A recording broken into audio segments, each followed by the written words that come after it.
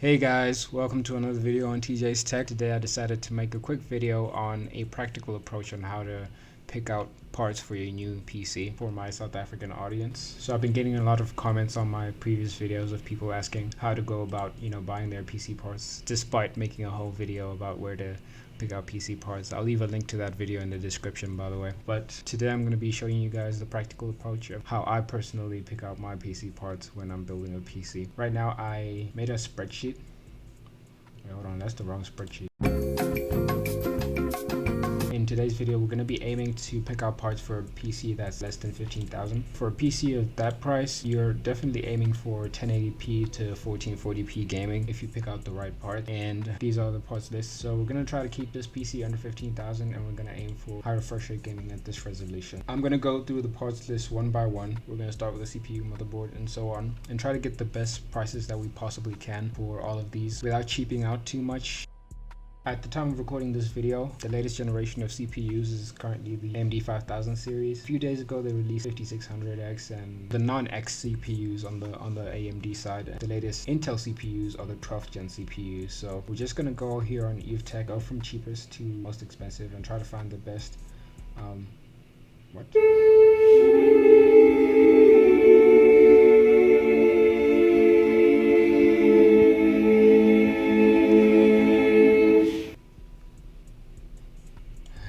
I thought they were trolling me for a second. I thought it was some sort of April Fool's joke.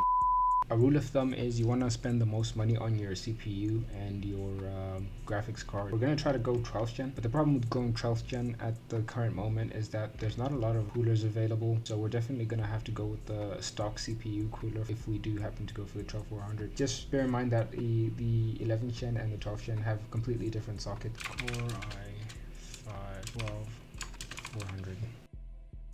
So now we have to look for a compatible motherboard for the Core i5-12400. The 12400 uses a LGA 1700 socket, so we're looking for a B660 or a Z690. Okay, this one's 2400 AC Prime B660.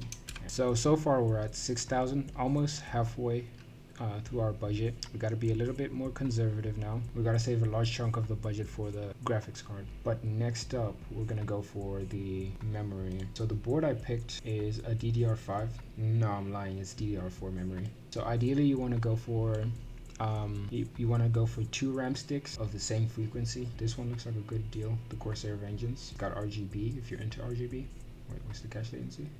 It's cache latency C18. So yeah, we definitely have to go for the XPG memory. So currently we've blown 7,597 of our budget. So let's go to the next thing, which is storage. For our storage, we definitely have to go for an SSD because it's gonna make our computer faster. The minimum I think we should go for is a 256 gigabyte. Anything below 256 gigabyte is really wasting our money because you're gonna fill that up very quickly. After you install your operating system, it's gonna be less than 100 gigabytes left. So I highly recommend you start from 256 gigabytes. I'm gonna go for a SSD that has a read speed of at least 1 gigabyte per second. I'm gonna go for this one because it's got a slightly higher read speed. Just tell me if you disagree in the comments, but you can go for either this one or that one. GPU, the most important part, the GPU. I should probably highlight this even. This is gonna make or break the performance of our computer. And I completely forgot to write down the websites here, so I'm just gonna quickly add that. So now let's go for GPU. The GPU is going to determine the size of our power supply. Okay, as you can see, graphics cards prices are still very shitty. These ones aren't too bad, but I personally wouldn't pay 4,400 for 6500 XT. I personally think this card should be worth about 3,000, but most of these are going to drop down in the next few months, probably even weeks. If you can hold out for the next few weeks, then that would be great. And also bear in mind that it's 2022 now, so it's more than likely that Nvidia, AMD are going to release new GPUs this year around September. If you wanted to get the new series of GPUs that are releasing this year, then maybe you should wait a little bit. Right now, I'm looking at the 6600. This is a really good card. It performs at pretty much the same level as the RTX 3060. I wouldn't go for the 2060 because the 2060 is significantly slower than the RX 66, even with ray tracing. And then we've got the 3050 here, which has no business being 8,000 because it does not perform as good as the 6600 2600 does. If you bought this instead of this 6600 or even the 2060, if you really wanted to go that route, you'd be wasting a lot of money because you will not get that much performance from this. Also note that you should not buy a 1660 for 8000. This is just absolutely unreasonable. So that's why right now I'm opting for this, and also because it fits perfectly into our budget. In adding the Radeon RX 6600, our price jumps to 16,000, which is pretty sad if you ask me, because first of all, we don't have a case yet and we do not have a power supply yet. So we're gonna have to make some compromises here. A lot. 1,500 worth of compromises. Right now I'm looking at the CPU first. Maybe we'll go down to the motherboard. We'll go down to the storage and so on.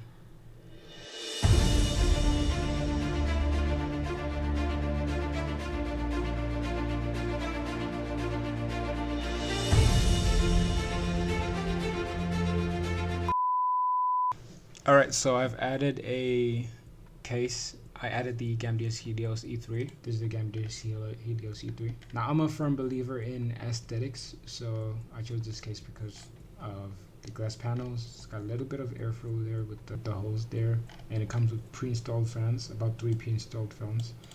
At this budget, you want to buy a case with pre-installed fans because if you buy a really nice and expensive case without fans inside it, then you're gonna end up spending another almost 1,000 on fans, unless you manage to get fans for under. And for our power supply, I went for this power supply. First of all, because Deepcool is a relatively popular brand, and also because it's bronze certified. And yes, it's 700 watts, which is a bit overkill for our budget. I recommend you get a high wattage power supply with a high efficiency rating, so that you don't have to worry about your computer hardware exploding on you. So now we have to cut down our budget by 2,000. And this is really a tall order, but the only way we can do that right now is to downgrade from a Core i5 to maybe a Core i3, which is really not going to make a massive difference when we're working with a budget graphics card like a 6600 XT. It won't bottleneck the RX 6600 in most games. If we manage to get a 12100, then that would be great.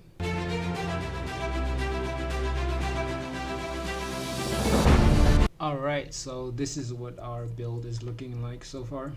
We've got a Core i5 12100 for 2,699, nice. And then we've got a motherboard, our Gigabyte-ish 610 motherboard for 1,875, and that's from Emtech. And we're going to be using the stock cooler, so we're paying 0 rand for that. And then we've got the ADATA spectral memory for 1,400. Then we've got the Hikvision 256GB SSD for 599, and so on. And then we've got the graphics card for 7,299, and Gamdius Helios blah blah blah for.